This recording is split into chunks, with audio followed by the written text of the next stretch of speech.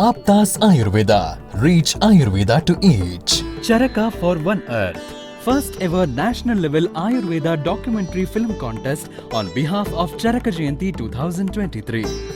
Organized by Team Aptas. Title sponsored by Ashtavaidyan Thai Kartumos Vaidyaratnam Aushadashala Trishur Kerala. Aptas Ayurveda is a group of passionate Ayurveda Vaidyas and students constantly working to reach Ayurveda to each. Every year on Charaka Jayanti, we come up with a unique contest to motivate our Ayurveda youth and promote thoughts of Acharya Charaka. This year, we are organizing a national level Ayurveda documentary film contest as Charaka for One Earth, which is unique and first of its kind in the field of Ayurveda.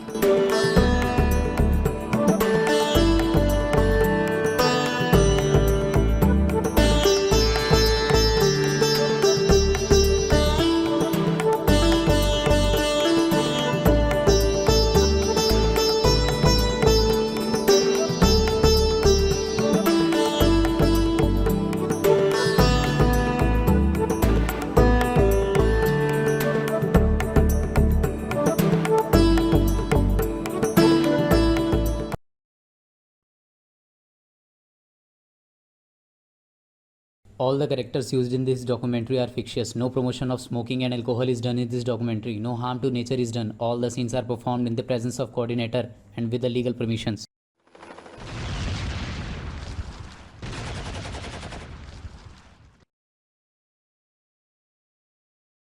इस सृष्टि के सृजन के पश्चात 300 ईसा पूर्व में जन्म हुआ आयुर्वेद के महाज्ञानी महर्षि चरक का। आइए लेकर के चलते हैं आपको युगों की एक यात्रा पर। सर्वप्रथम सतयुग में महर्षि चरक द्वारा वर्णित दिनचर्या का प्रयोग जन साधारण द्वारा यथाचित किया जाता था। आचार्य चरक द्वारा वर्णित दिनचर्या में अंजन सेवन,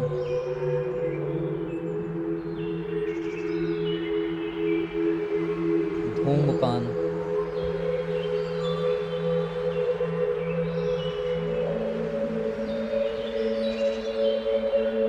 नस्य,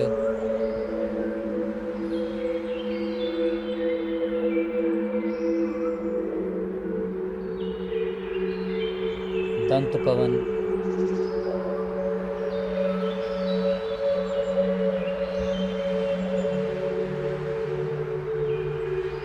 जिह्वा निर्लेखन,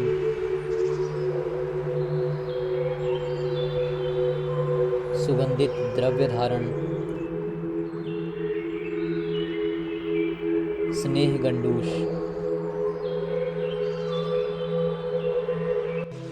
स्नान एवं शरीर परिमार्जन,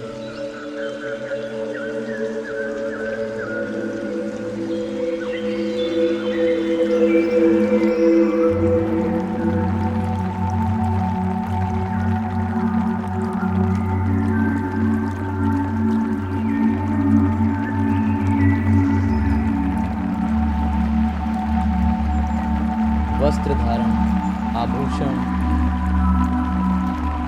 एवं माला धारण,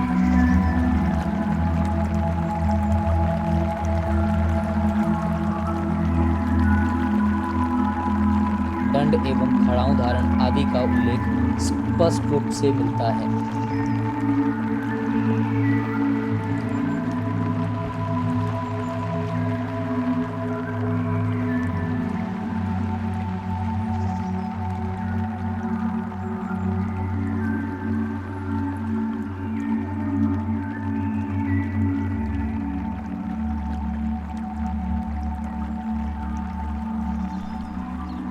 त्रेता युग, जिसे भगवान श्री राम का काल कहा गया है, इसी युग में जन्म हुआ अधर्म के पुजारी अहंकारी लंकापति रावण का।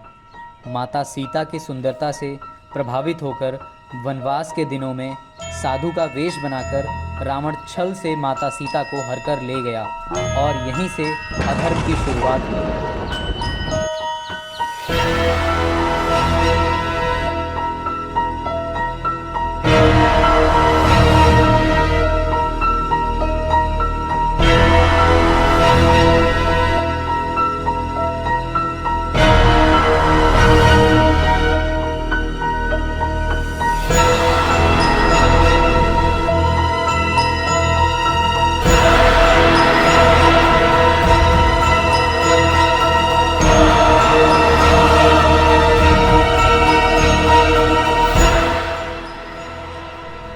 द्वापर युग, जिसे भगवान श्री कृष्ण का काल भी कहा जाता है, इसी युग में कंस ने अपनी मृत्यु के भय से देवकी एवं वासुदेव की संतानों की हत्या कारावास में ही कर दी थी और इस प्रकार उसने अधर्म की ओर एक और कदम बढ़ाया।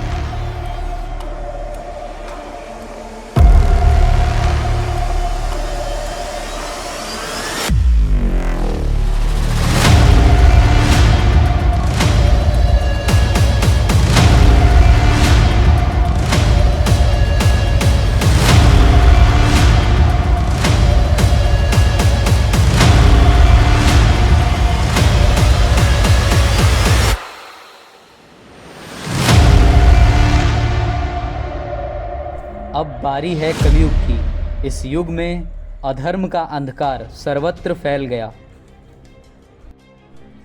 इस युग में काम, क्रोध, लोभ, मोह, ईर्ष्या, स्थैमिकता आदि ने पूर्ण रूप से धर्म को विलुप्त कर दिया है। यदि मनुष्य इसी प्रकार से अधर्म की राह पर चलता रहा तो शीघ्र ही मानवता का ध्वंस होना निश्चित है। कलयुग में दिनचर्या का पूर्ण रूप से खंडन किया जा रहा है। शराब का सेवन, व्यसन, माता पिता का अनादर, सांस्कृतिक मर्यादाओं को लांघना, मांस का सेवन आदि कुरीतियों को आधुनिकता की आड़ में संचालित किया जा रहा है।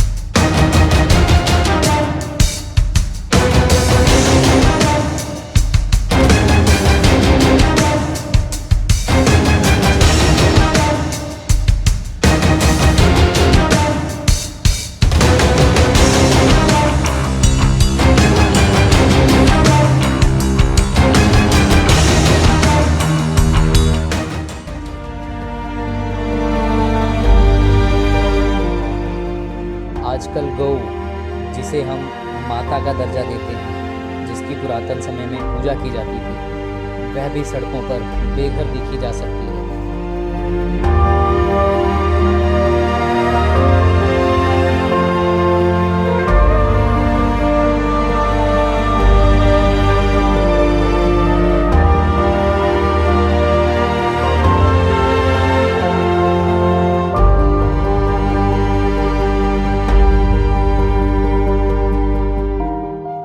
हमारे शास्त्रों में गौ हत्या को एक जघन्य पाप की श्रेणी में रखा गया है।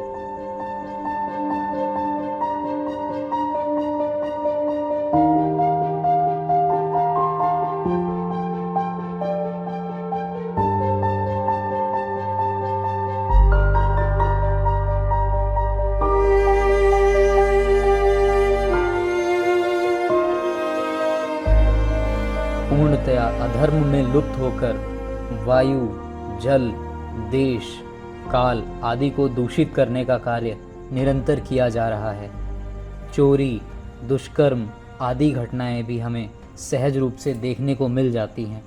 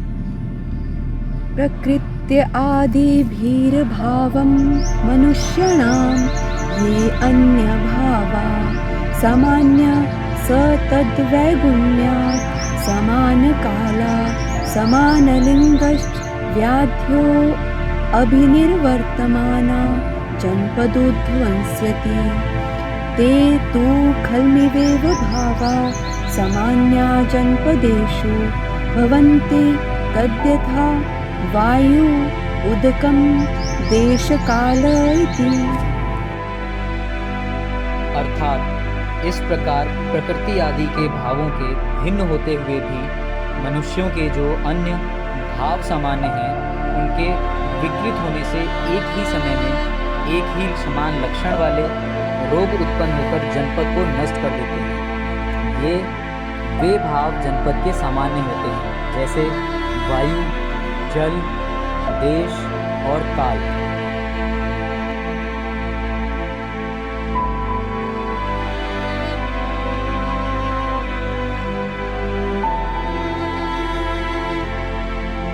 चक्रवात,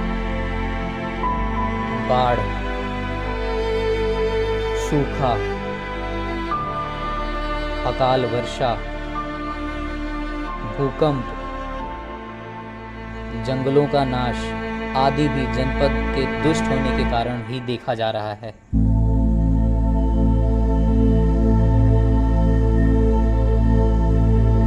आचार्य चरक ने जनपदोध्वंस को रोकने के उपायों का वर्णन भली प्रकार से किया है, जिससे हम कुदरत द्वारा की जाने वाली त्रासदी से स्वयं को बचा सकते हैं। चतुर्श्चवपि तु दुष्टेषु कालन्तेषु यदा नरा भेषजेन उत्पाद्यन्ते न भवत्यन् आतुरस्तदा येषां न मृत्यु सामान्यं सामान्यं न च कर्मणां करं पंचविधं तेषां भेषजं परमुच्यते।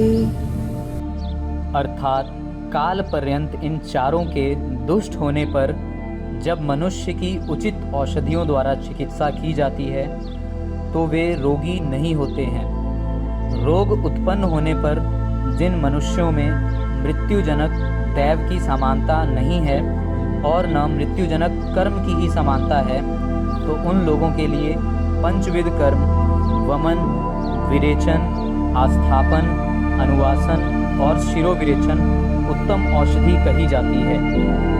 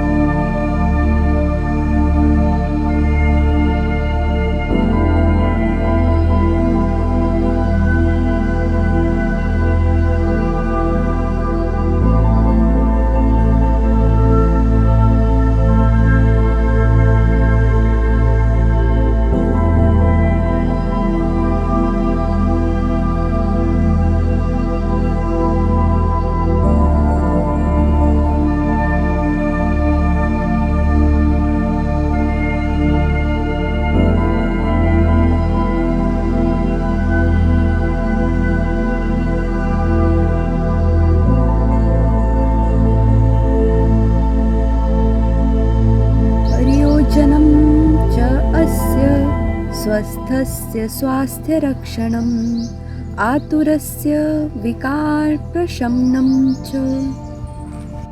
अर्थात इस आयुर्वेद का प्रयोजन स्वस्थ पुरुष के स्वास्थ्य की रक्षा करना और रोगी व्यक्ति के रोग को दूर करना है।